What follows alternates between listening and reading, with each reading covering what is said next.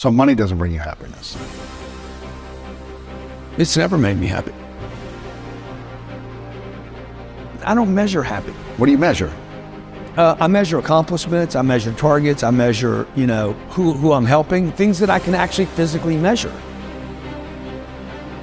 The reality is most of us don't dream big. You got the mindset, are you looking? Are you paying attention? You can do it, bro. You got to give something up. It's not you have to add something, you always have to give something up. Really?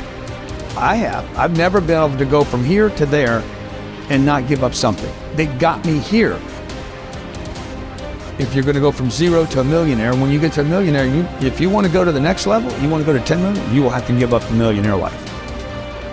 That's why I said I got to hold myself accountable to the goal. I'm going to have to keep reselling myself on this goal. People want to create wealth for themselves. It's not just money, it's people. Not how much money I have. I mean, we all know about the wealthy person that has no friends. He's on a yacht by himself. And that's not wealth, right? It's just a bunch of money and material collections. To me, there's no way to create real wealth by just going inside. You got to go, I got to add people. How do you get people to know who you are? I say almost yes to almost everything. Why do you say yes to everything? Because it connects me to another person. I need people to get to know who I am. I'm going to become somebody. I want to contribute more. I don't think about I want to be more happy. I'm not thinking about joy. I'm not thinking about contentment. I'm thinking about action. I want the action. I want the grind. I want the possibility. I want legacy. I'm trying to figure out how to extend 100 years. How could Grant Cardone still be relevant in 21, 23? Do I want more happiness? Dude, I want more time is what I want. And I want more health. Would time and health bring you more happiness? As long as I have people around me that I want to be around. I don't like being around people that don't do stuff. I don't like people that talk about doing something and don't. I don't like being around people that can't pay bills and can't throw in and can't contribute, because I know they can. Most of the people watching right now, everything you have budgeted for in your life, you can pay for. It's the things you didn't budget for, the big dream. But everything else, you got covered. Everything people pay attention to. House note, car note, electric bill, water bill, basics. Everything gets covered. What if you just added a whole bunch of other stuff to the list? What if we were all brought up to say, hey, we're going to cover all this stuff? People would be even more productive. What would you say are the top 3 ways, the best ways to multiply money then? Get rid of it. You got to get rid of it. First, you got to make it. I got to collect it. I got to collect some. Then I got to figure out, okay, this pays for this basic living. Everything above that, don't spend any more money. Like the rest of it, if this is $4,000 and I make 7, the entire 3 has got to go into investments. Every month? Every single month. At some point, you got to quit being a saver. You got to start being an investor. This is what we should have been taught in school, man. This is what we should have been taught as kids. Like, how do I do money? You do it with time. Okay, you don't do it with a job. You're not going to get $823,000 a year at a job. There's no job that's going to hire you and pay you $823 without you having to go back to college and spend time and invest money. It just doesn't work like that. What do you think people in the middle class are doing that they should shift in their mindset in order to start getting out of that? Well, you don't borrow money to go to college. Why would you trade 5 or 6 or 7 years of the income? Time is money. So I wouldn't go to college. I would never buy a home. I would never put debt on a home. If I bought a home, I wouldn't put debt on it. And these are nevers for me on the come up.